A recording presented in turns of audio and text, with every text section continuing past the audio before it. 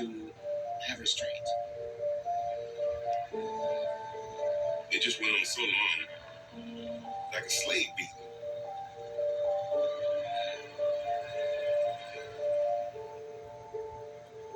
We recently arrived from Argentina. It's a different culture over there. The impression that one gets of the United States without living here is what you see in the movies. It's different.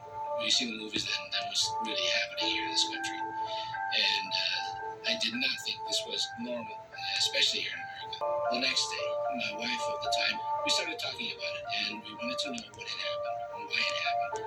So we called the local news. It was that big of a deal, but they said, we'd like to interview you. We'd like to show this tape on the news tonight. The incident was videotaped by an amateur cameraman from a nearby apartment. They didn't show it till the second segment of the news. George Holiday. But as soon as it went on the air, my name and city were at the bottom. Filmed by George Holiday, Lakeview Terrace. And my phone just started ringing off the hook as soon as it went on the air. And it was all the other news stations. Everybody wanted a copy of it.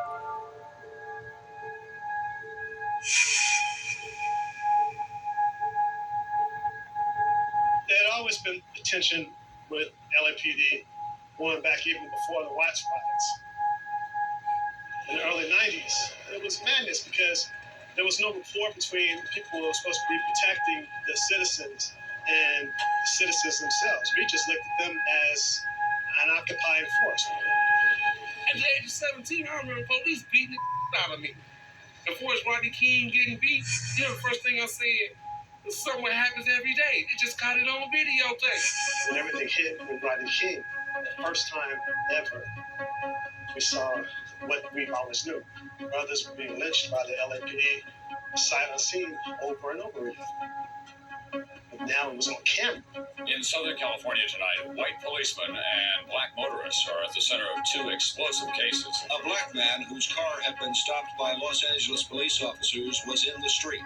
You know, this was a man that didn't deserve to be assaulted the way he was. And it was so apparent when you saw that tape, there was something going on much more than trying to subdue a possible suspect. What was going on was totally outside the realm of the law.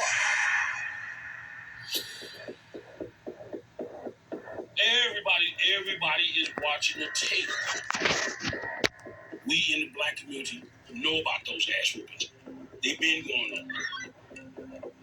The mere fact that Rodney King beating was actually caught on tape was the only thing groundbreaking or isolated about that incident. We thought that videotape was going to make a difference 25 years ago.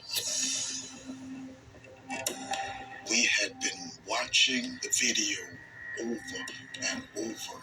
Los Angeles was not a stranger to civil unrest, and we feared people getting out of control again. In Los Angeles, the case of 4 policemen charged in the beating of a black motorist is still being bogged down in legal maneuvering. Thursday, an appeals court ordered the trial to be held in a different location. The court selects the County of Ventura as the venue for the trial of this case. Simi Valley is very conservative.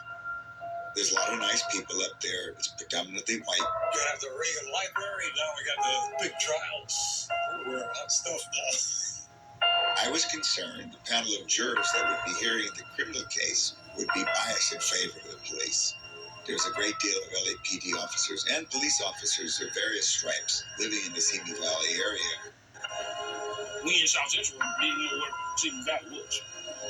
We had to look that up. We've only been open a short time, and this is the first criminal jury trial we've had here. The defense hopes that the change of venue from L.A. to the suburb of Simi Valley will make it easier to find unbiased jurors. But critics of the police point out that, unlike L.A., Simi Valley is a predominantly white community that is home to hundreds of law enforcement. The 4 Los Angeles police officers who appeared in that videotape of the Rodney King beating went on trial today. Jury selection was Monday with the seating of 12 jurors and 6 alternates. Not a single black person on the panel.